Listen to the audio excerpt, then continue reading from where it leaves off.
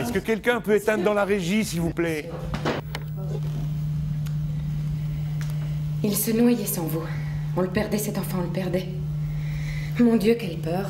La langue de Piem, elle est fascinante, elle fait très peur. Moi,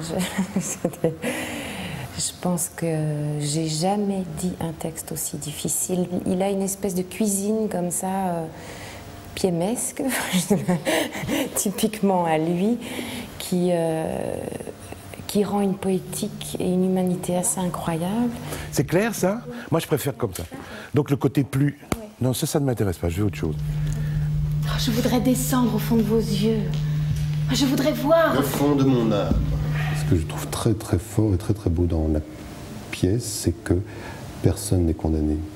Tout le monde porte une part d'ombre et en même temps quelque chose d'angélique. Je trouve qu'on a une belle tranche d'humanité de ces 4 personnages. C'est une vraie tragédie dans le pur sens du terme. Il y a un moment où je raconte comment je suis sortie de ce tas de cadavres sur lequel j'étais. C'est un texte terrible. Cadavres dessous et dessus.